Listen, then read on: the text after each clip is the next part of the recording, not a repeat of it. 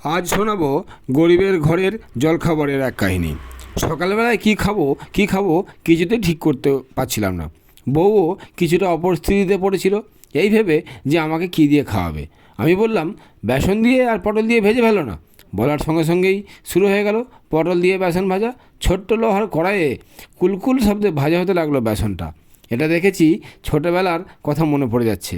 মা উনুনের ধারে বসে তিলকাঠির জ্বালানি দিয়ে আমাকে বেগুনি ভেজে দিত, আর আমি গরম গরম মচ মচ করে খেতাম। আহা, সত্যি সেই দিনগুলো যেন সোনালি দিন ছিল। আর যাই হোক, এদিকে অলরেডি আমার খাওয়া দাওয়া শুরু হয়ে গেছে।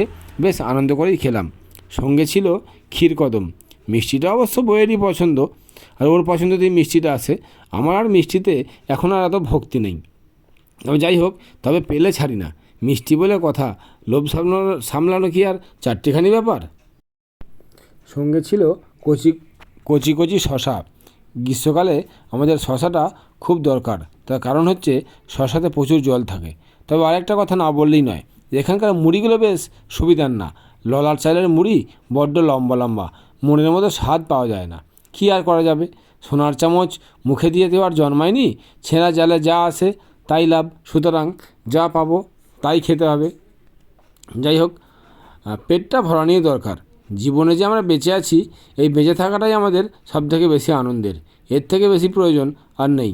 তারপরে সবটা আপনাদের আশীর্বাদ আর আপনাদের ভালোবাসা। এইভাবেই চলছে জীবনের ছন্দে। এতগুলো বছর কেটে যাচ্ছে, আর বাকি বছরগুলো এইভাবেই কাটিয়ে দেবো। যাই হোক, কথা বলতে বলতে বেলাটাও কিন্তু অনেকটাই গড়িয়ে গেল।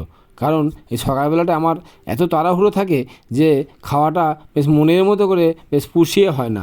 তাই হামাম করে গরুর মতো যা পাই মুখের কাছে তাই মুখের মধ্যে ভরে নিয়ে আমাকে দৌড়াতে হয়। কারণ 9টার মধ্যে আমাকে অফিসে ঢুকতে হয়।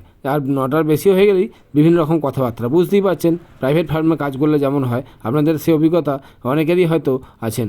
সবাই তো আর নিজের ফার্মে কাজ করতে পারেন না। যাই হোক, আর বাড়াবো না। আপনারা ভালো থাকবেন, সুস্থ থাকবেন। আর ভিডিওটি ভালো লাগলে অবশ্যই একটা লাইক করে যাবেন। ধন্যবাদ।